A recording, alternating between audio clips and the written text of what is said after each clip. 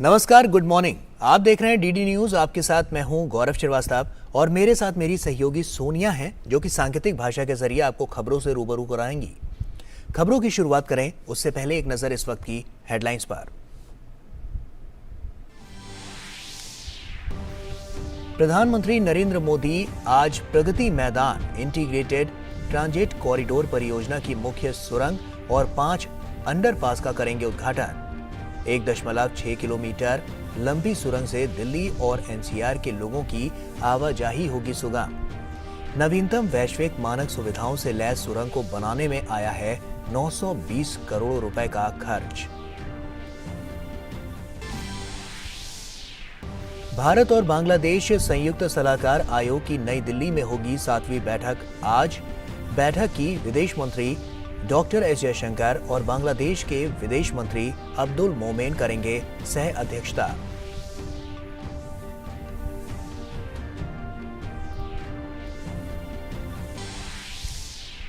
असम में बाढ़ की स्थिति और बिगड़ी। पिछले 24 घंटे में बारिश से जुड़ी घटनाओं में 8 लोगों की हुई मौत। मेघालय में भी हालात हुए खराब।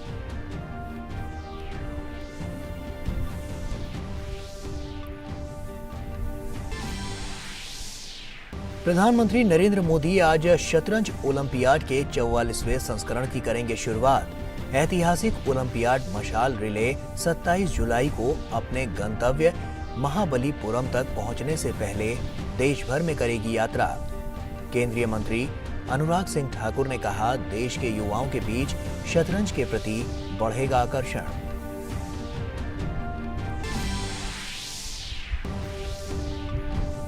नीरज चोपड़ा ने कुआर्तने गेम्स में जीता स्वर्ण पदक। 86.69 मीटर भाला फेंककर जीत की हासिल। टोक्यो ओलंपिक्स के बाद ये पहला मौका है जब नीरज चोपड़ा ने स्वर्ण पदक जीता। आज बेंगलुरु में खेला जाएगा भारत और दक्षिण अफ्रीका के बीच 2020 क्रिकेट श्रृंखला का 5वां और अंतिम निर्णायक मैच। श्रृंखला में दोनों टीमें 2-2 मैच जीतकर बराबरी पर।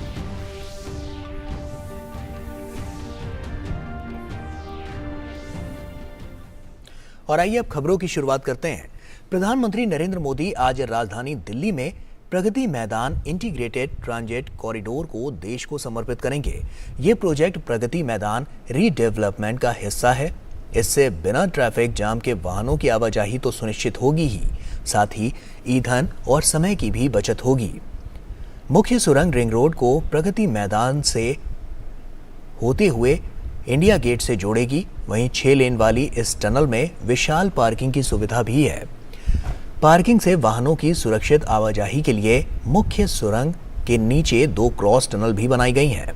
इतना ही नहीं, बल्कि सुरंग को भारतीय संस्कृति के अनुरूप भी सजाया गया है।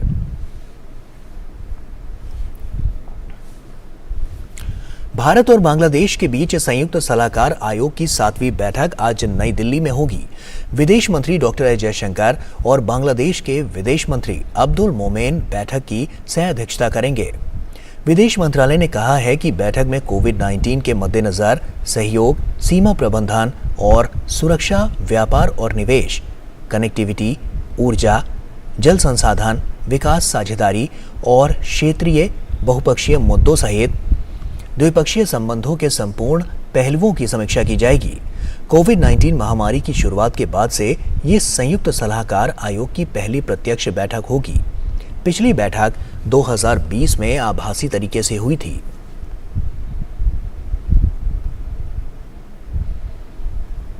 असम की बात करें तो असम में भारी बारिश के चलते हालात बहुत खराब हैं। असम में पिछले 24 घंटों में 8 लोगों की मौत हो गई है। असम के 32 जिलों में 31 लाख से ज्यादा लोग प्रभावित हुए हैं। लगभग 1,56,000 लोग राहत शिविरों में हैं। असम के 3 करीब आपको बता दें कि 1000 गांव वहीं बाढ़ से प्रभावित हुए हैं। राज्य के होजई जिले में बाढ़ प्रभावित लोगों को लेकर जा रही एक नाव डूब गई। हादसे के बाद से 3 बच्चे लापता हैं। 21 लोगों को बचा लिया गया है। यह घटना उस समय हुई जब नाव जिले के इस्लामपुर इलाके से बाढ़ राहत शिविर की ओर जा रही थी। तभी तेज बहाव के कारण नाव कोपिली नदी में पलट गई। विभिन्न स्थानों पर सड़कों को नुकसान पहुंचा है। प्रशासन ने विभिन्न स्थानों पर राहत शिविर केंद्र स्थापित किए हैं। प्रशासन द्वारा एसडीआरएफ, 15 एनडीआरएफ की team, fire and emergency services और अन्य एजेंसियों की मदद से बचाव और राहत अभियान चलाया जा रहा है। वहीं वरिष्ठ अधिकारी स्थिति का जायजा लेने के लिए प्रभावित क्षेत्रों का दौरा कर रहे हैं। जिला प्रशासन ने जनता से आवश्यक पूर्व सावधानी बरतने को कहा है।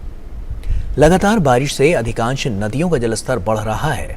कई इलाकों में ब्रह्मपुत्र, गौरांग, कोपिली, मानस और पगलाड़िया नदियों का जलस्तर खतरे के निशान के ऊपर है। राज्य सरकार ने बाढ़ और भूस्खलन में फंसे लोगों के लिए गुवाहाटी और सिलचर के बीच उड़ानों की भी व्यवस्था की है। प्रधानमंत्री नरेंद्र मोदी ने शनिवार को असम के मुख्यमंत्री हेमंत बिस्वा शर्मा से राज्य में बाढ़ की मौजूदा स्थिति की जानकारी ली और केंद्र की ओर से हर संभव मदद का आश्वासन दिया।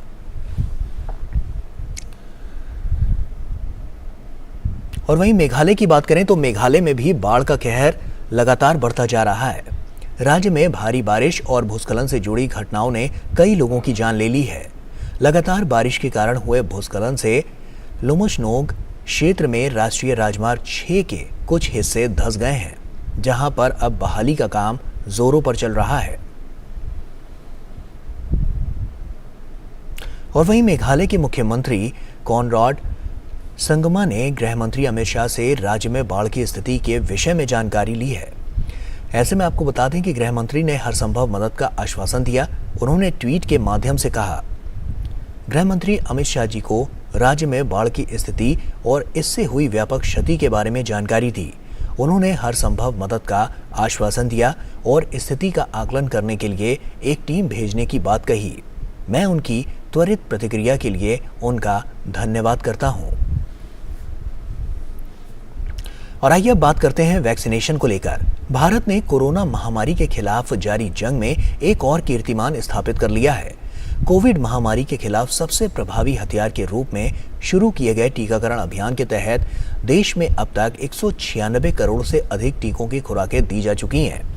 पिछले 24 घंटों में 11,61,000 से अधिक आपको बता दें कि टीके लगाए गए हैं और टीकाकरण अभियान देश में लोगों की कोविड से सुरक्षा का एक महत्वपूर्ण माध्यम है और इसकी उच्च स्तर पर लगातार समीक्षा और निगरानी की जा रही है।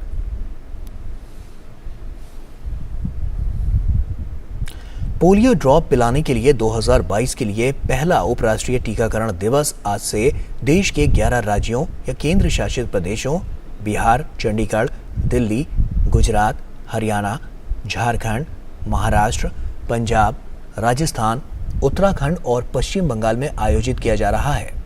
इस पोलियो अभियान के दौरान बूथ, घर घर, मोबाइल और ट्रांजिट टीमों के माध्यम से 5 साल से कम उम्र के लगभग 3.9 करोड़ बच्चों को पोलियो की दवा पिलाने का लक्ष्य रखा गया है।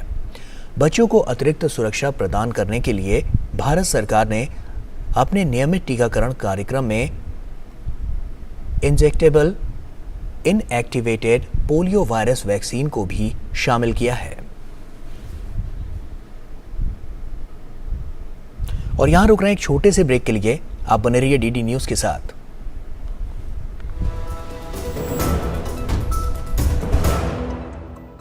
योग व्यक्ति, परिवार, समाज, देश, विश्व और संपूर्ण मानवता को जोड़ता है।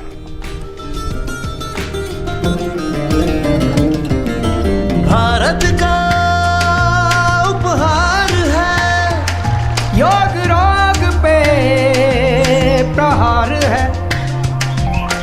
आपदा की हार है, योग तो पालनहार है। देश देश का पथदर्शन, अंतर मन का नव सर्जन। विश्व एक परिवार ने योग को किया है वंदन।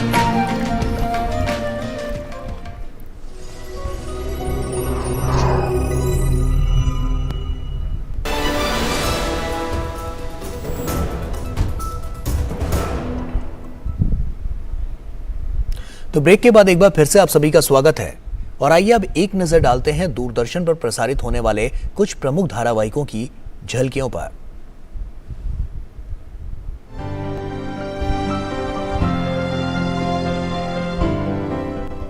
नमस्कार, डीडी प्रीमियर्स देख रहे हैं आप और आपके साथ मैं हूं शहला निगार। आप जानते हैं कि अपने इस खास कार्यक्रम के जरिए हम आप तक दूरदर्शन के विभिन्न नेटवर्क्स पर प्रसारित होने वाले शानदार कार्यक्रमों की झलकियां लेकर आते हैं।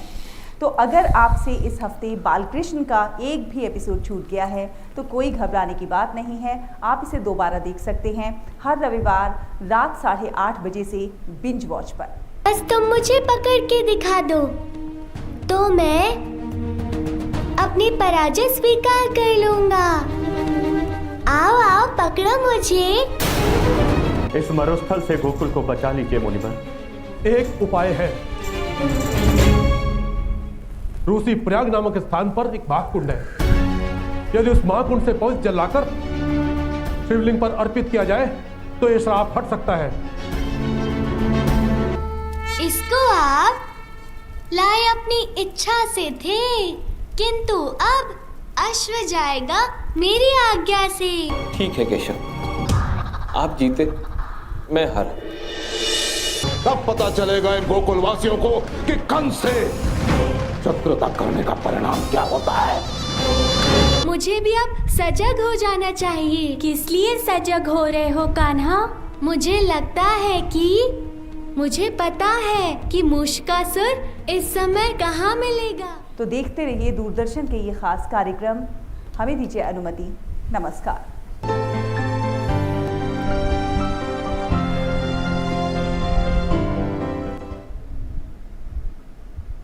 और यहां वक्त हो चला एक और छोटे से ब्रेक का। जल्द लौटते हैं।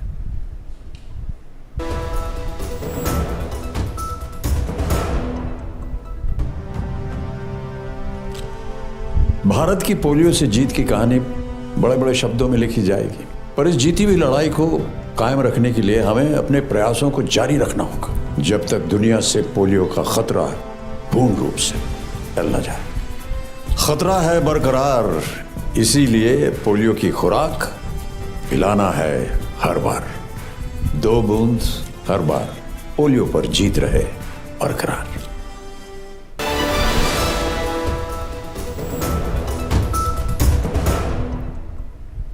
तो ब्रेक के बाद एक बार फिर से आप सभी का स्वागत है। प्रधानमंत्री नरेंद्र मोदी आज 44वें शतरंज ओलंपियाड के लिए ऐतिहासिक मशाल रिले का शुभारंभ करेंगे। मशाल रिले का उद्घाटन नई दिल्ली के इंदिरा गांधी अंतर्राष्ट्रीय स्टेडियम के एक कार्यक्रम के दौरान किया जाएगा। शतरंज ओलंपियाड मशाल अपने उद्घाटन संस्करण में देश भर के 75 शहरों से होकर गुजरेगी और 27 जुलाई को अपने गंतव्य महाबलीपुरम तक पहुंचेगी। शतरंज ओलंपियाड 28 जुलाई से लेकर 10 अगस्त 2022 के दौरान चेन्नई में आयोजित किया जाएगा। 1927 से आयोजित की जा रही इस प्रतिष्ठित प्रतियोगिता का आयोजन पहली बार भारत में किया जा रहा है। और टोक्यो ओलंपिक्स में स्वर्ण पदक विजेता जेवलिन थ्रोवर नीरज चोपड़ा ने फिनलैंड के क्वार्तने गेम्स में स्वर्ण पदक जीत लिया है। टोक्यो ओलंपिक्स के बाद यह पहला मौका है जब नीरज चोपड़ा ने स्वर्ण पदक जीता है। उन्होंने 86.69 मीटर जेवलिन थ्रो करते हुए ये जीत हासिल की। इससे पहले नीरज चोपड़ा ने पाओ नुर्मी गेम्स में राष्ट्रीय रिकॉर्ड तोड़कर रजत पदक जीता था।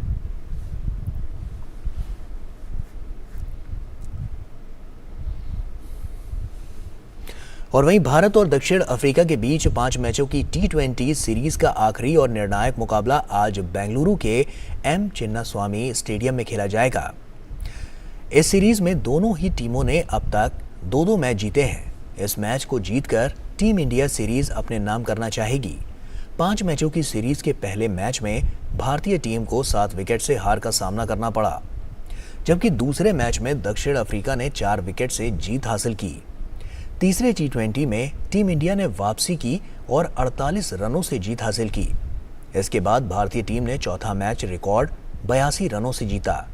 आज खेले जाने वाले मुकाबले में दोनों ही टीमों की कोशिश जीत दर्ज कर सीरीज को अपने नाम करने की होगी।